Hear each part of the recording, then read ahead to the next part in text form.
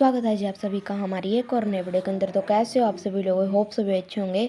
तो आज हम करेंगे चैप्टर 26 वाक्य विचार। ठीक है, तो सबसे पहले हम वाक्य विचार को पढ़ते हैं कि वाक्य विचार किसे कहते हैं। सार्थक शब्दों का वह व्यवस्थित समूह जो किसी भाव या विचार को पूर्णतः व्यक्त करता है वाक्य कहलाता है। वाक्य के तत्व, ठीक है, पदक्रम, अनिवृत्ति, आकांक्षा, योग्यता, निकटता। ठीक है, आगे ये संज्ञ और क्रिया के बीच में ये तो योग है, लेकिन ये ज़रूरी नहीं है, बिल्कुल भी ज़रूरी नहीं है। ये 8th क्लास के लिए तो, और 8th क्लास की बुक से हम जो है करते हैं, तो 8th क्लास के लिए ये ज़रूरी नहीं है, फिर भी हम इनको पढ़ लेते हैं आगे क्या पता काम आ जाए। तो पदक्रम होता है, वाक्य में पदक्रम की महत्वपूर्ण भूमिका होती है। उदाहरण के लिए गरिमा ने मीना को मारा। ठीक है, गरिमा ने किसको मारा? मीरा को मारा, मीना को मारा। ठीक है, तो गरिमा क्या है? पहले आया है, फिर वाक्य का कर्म मीना और अंत में क्रिया मारा आया है। पदों के इसी निश्चित क्रम को पदक्रम कहते हैं। ठीक है, और अनिवृत्ति क्या होता है? जैसे कैलाश हलवा खाता है। ठीक है, कैलाश और हलवा खाता है। ठीक है, ऐसे ही संज्ञा, ये तो इनके बीच में डिफरेंस हो गया। आकांक्षा क्या होता है? आकांक्षा का अर्थ होता है इच्छा या लालसा। ठीक है, उसके बाद अब योग्यता है।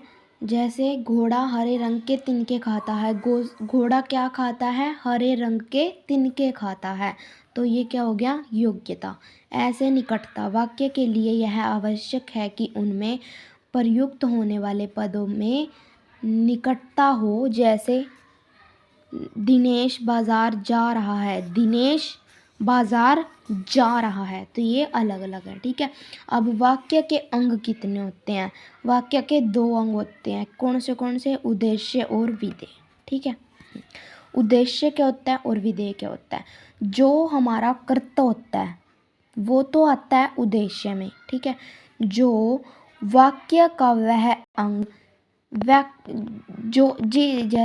इसकी ये डेफिनेशन हो सकती है, जो शब्द होता है उसमें जो कर्ता होता है वह उद्देश्य होता है, और विधेय जो शब्द होता है और उसमें कर्ता का जो काम करना होता है, जो कर्ता का कार्य होता है, वो विधेय होता है।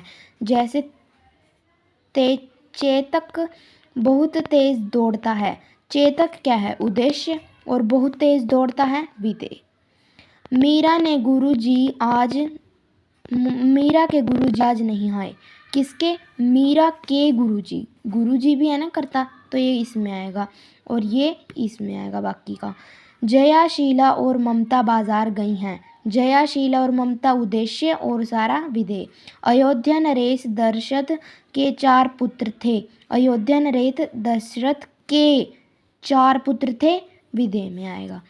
ठीक है, उद्देश्य और विधेय के विस्तारक। जैसे नन्हा बच्चा तालियां बजाकर हंसने लगा। नन्हा बच्चा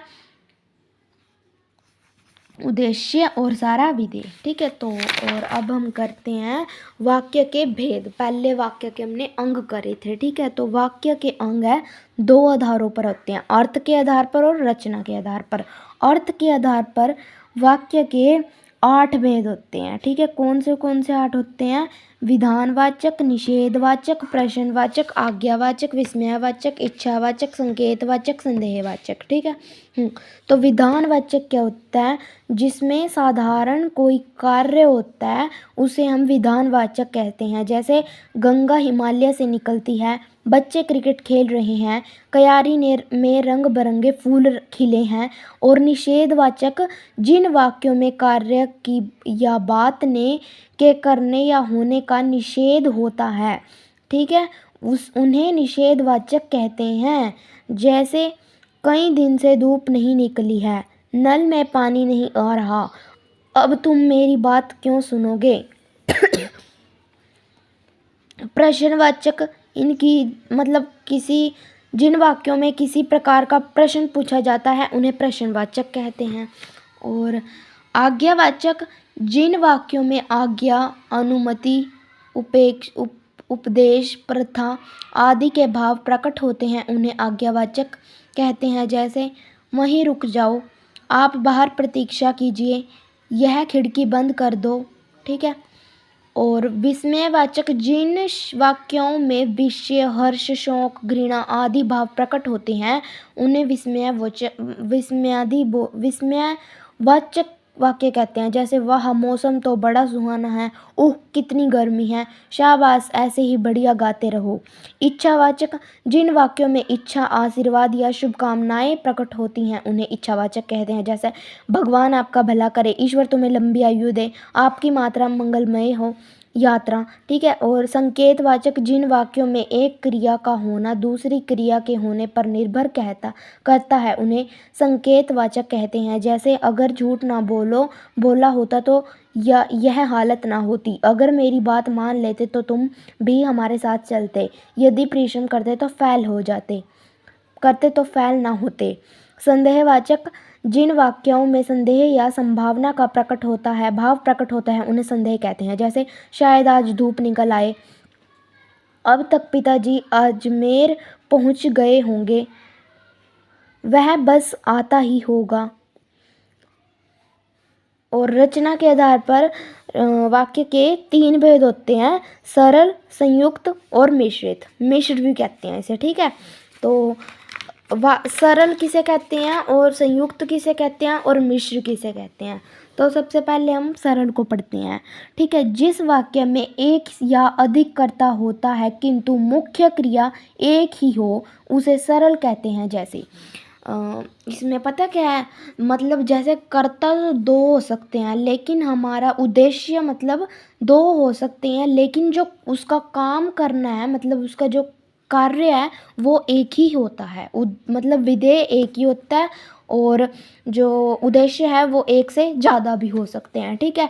जिस वाक्य में एक या अधिक कर्ता होता है किंतु मुख्य क्रिया विधेय एक ही हो उसे सरल वाक्य कहते हैं। जैसे घर में मरम्मत का काम चल रहा है, पारुल ने घर का सारा काम निपटा लिया है, दीक्षा और प्रतिभा आज नाटक देखने जाएंगी।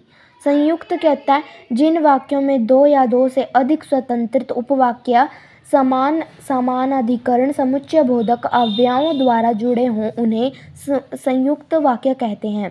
जिन वाक्यों में 2 या 2 से अधिक स्वतंत्र उपवाक्य जुड़े हों उन्हें संयुक्त वाक्य कहते हैं। जैसे पिताजी ने गौरव को पढ़ाया लिखाया और नौकरी दिलवाया, वह आया था परंतु शीघ्र ही चला गया, तुम अभी यहीं रुकोगी या मेरे साथ चलेगी, वह बीमार है इसलिए स्कूल नहीं आया। मिश्र जिन वाक्यों में एक स्वतंत्र या मुख्य उपवाक्य अन्य अर्शित उपवाक्यों से अव्यधिकरण समुच्चय बोधक द्वारा जुड़े होते हैं उन्हें मिश्रित या मिश्र कहते हैं। जैसे माता जी कह रही थी कि आज शाम को मामा के घर जाना है, मैंने जो घड़ी खरीदी उसमें हीरे लगे हैं, तुम वहाँ मिलना चाहो, दूध का डिपो है, जब श्रेया आई तब मैं बगीचे में थी। तो ये हमारा चैप्टर जो है फिनिश हो गया और इसकी 2 एक्सरसाइज ही कर रखे हैं, फ़िलहाल कंप्लीट करके वीडियो में दिखाते हैं, बने रहो थोड़ी देर के लिए। तो भाई गाइस ये पहले ही हो रही है हमारी एक्सरसाइज, तो मैंने सोचा कि भाई क्यों ना मैं ही क्यों बताऊँ, जो वीडियो देख रहे हैं वो भी खुद करें एक्सरसाइज अपनी सॉल्व, क्योंकि ये तो मैंने कर रखी है पहले से, तो ये भी आप वैसे खुद करना, बाद में आंसर चेक कर लेना और ये सारी भी आप खुद करो। मैं तो वीडियो बंद करने के बाद फिर इनको ट्राई करते हैं। वैसे इजी है, बहुत ज़्यादा इजी है। इनमें हमने वाक्य बनाने हैं, जैसे तुम जाकर उसे बुला लाओ, तो ये संयुक्त वाक्य में करना है। इसको अब आप करो क्योंकि मैंने चैप्टर समझा दिया, अब इसको करो जो वीडियो देख रहे हैं हमारे भाई बहन, ठीक है, जो भी। तो और ये रचना के आधार पर निम्नलिखित वाक्यों के भेद बताने हैं, ठीक है। तो तुमने कहा और सब मान गए, तो अब इसके भेद बताओ, ये मिश्रित है, संयुक्त है या वो सरल है, ठीक है। ऐसे ही इन सब में बताना है, ठीक है। और ये हमारे टिक क्रॉस हैं और ये तो पहले ही कर रखे हैं, लेकिन फिर भी आप इनको देखो, ये खुद कर लेना, ठीक है। आंसर थोड़े से दिखा दिए बस मैंने।